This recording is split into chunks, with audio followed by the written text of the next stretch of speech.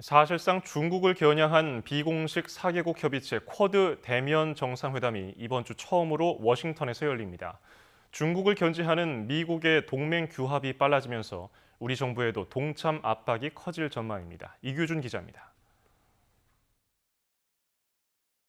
현지 시각으로 24일 백악관에서 사상 첫 쿼드 대면 정상회의가 열립니다. 지난 3월 화상회의 이후 6개월 만입니다. 쿼드는 미국과 일본, 호주, 인도가 참여하는 비공식 안보 협의체로 사실상 중국의 영향력 견제에 초점이 맞춰져 있습니다.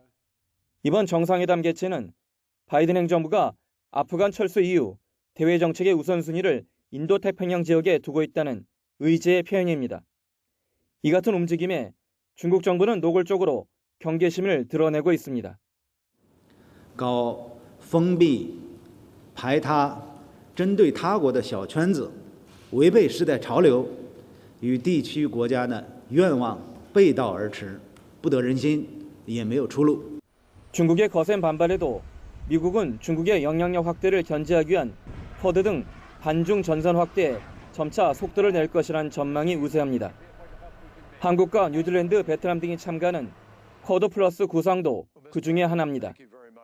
코로나19와 기후변화 대응, 신기술 협력 등으로 의제를 넓힌 점도 중국과 이해관계가 얽혀있는 우방국의 참여를 유도하기 위한 포석으로 보입니다.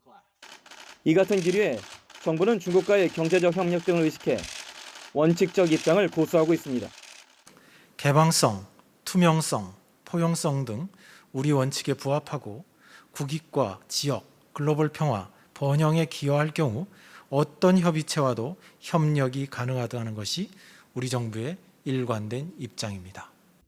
정부는 사안별 협력 가능성을 열어놓고 있지만 미국의 동맹 규합을 통한 중국 견제 행보가 빨라질수록 미중 균형 외교의 묘를 발휘하기가 점점 힘들어질 것이란 우려가 만만치 않습니다.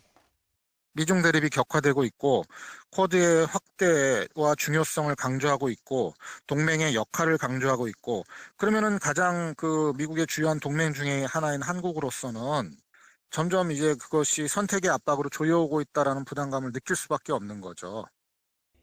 여기에 미국과 영국 등 5개국의 기밀 정보 공유 동맹 파이브 아이즈에 한국과 일본 등을 포함해 확대하는 방안도 거론되고 있어 우리 정부의 정책 부담이 갈수록 가중될 조짐을 보이고 있습니다.